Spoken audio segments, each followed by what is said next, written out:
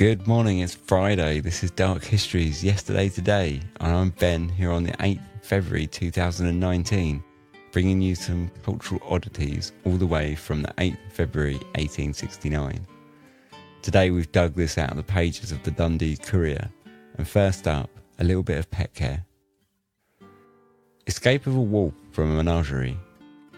A menagerie which is now on exhibition in Liverpool was the scene of a singular occurrence early on Thursday morning.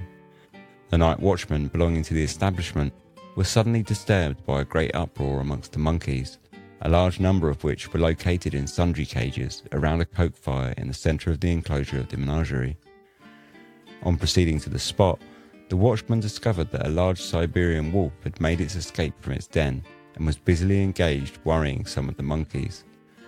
He seized the first weapon available and he commenced to soundly belabour the wolf, which quickly turned upon its assailant. The savage brute sprang upon the watchman, making his fangs meet in his right thigh.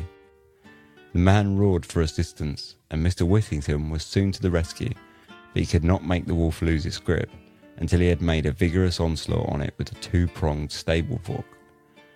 Several of the Liverpool Borough Police who were on duty in the vicinity, attracted by the uproar and shouts for assistance, appeared on the scene, but they evidently did not consider it a portion of their duty to place an enraged escaped wolf in durance vile again. While on the other hand, the animal did not appear to be in the least disconcerted by the formidable appearance of the guardians of the peace, but he boldly confronted the whole posse. After several futile attempts, Mr. Whittington succeeded in throwing a rope with a slip noose over the head of the wolf, and thus lassoed the brute, which was taken back to its old quarters. The man is now under medical treatment, and no serious results are anticipated. The wolf escaped through carelessness on the part of a keeper, who left the cage of its den unquartered.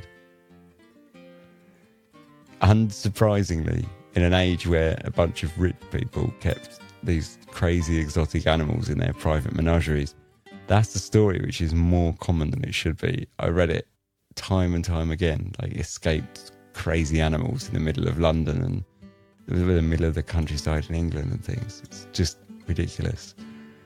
But since it's Friday, it's time for some leisure. A trip to Dr. Adair's Anatomical Museum in Aberdeen might be fitting. Daily, visited by hundreds, this costly and magnificent collection of nature and art will consist of nearly 1,000 models of the human frame, with natural wonders and curiosities brought from Paris, Florence, Munich, Vienna and Brussels. The Venus de Medici, a rare and perfect gem of art, the grand caesarean operation, the effects of tight lacing, a suave soldier in the agonies of death. This is the first time such perfection has been brought to bear upon any anatomical subject. An immense collection of the skulls of various nations and the heads of celebrated and notorious personages. Admission 1 shilling. And we'll wrap the week up with a story headlined "An Atrocious Crime in Parisian High Life." A tale which appears almost incredible has been going the round of the Paris newspapers for the last few days, but as the names of commissaries of police figure in it, and it has not been contradicted, it may be true. Briefly stated, it is this. One of the numerous class of young women who live alone in finely furnished apartments was visited by a Polish count of her acquaintance, and he, under promise of secrecy, undertook to give her 20,000 francs on condition that she would, at the next masked ball at the opera, get into a conversation with the gentleman who would be pointed out to her, and make him eat a bonbon from a box which would be given her. She asked what would be the consequence of taking the sweetmeat, and was told instant death, but that the death would resemble apoplexy.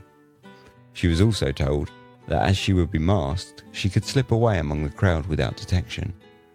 She consented to go to the ball with the Pole and do what he wanted, but fear or remorse seizing her, she went to the commissary of police of the district and told him what had occurred. He proceeded to her residence at about the time the Count was to present himself to take her to the ball, and arrested him. On him was a box of bonbons, which on being examined were found to be poisonous. Another young man had accompanied the Pole to the door and waited for him outside. He was also arrested, and he too had poisonous bonbons. It thus appears that the two really meant to kill some person at the ball, and it has since been ascertained that their destined victim was the Duke de... and then annoyingly, this name has been redacted. It has also been ascertained that the Pole was the lover of the Duchess de B, again redacted, and that she was privy to the projected poisoning. So there you go, a little bit of Friday scandal for you. Alright, that's it for this week. I'll be back on Monday. Have a cracking weekend. That was yesterday. This is today. Have a good one.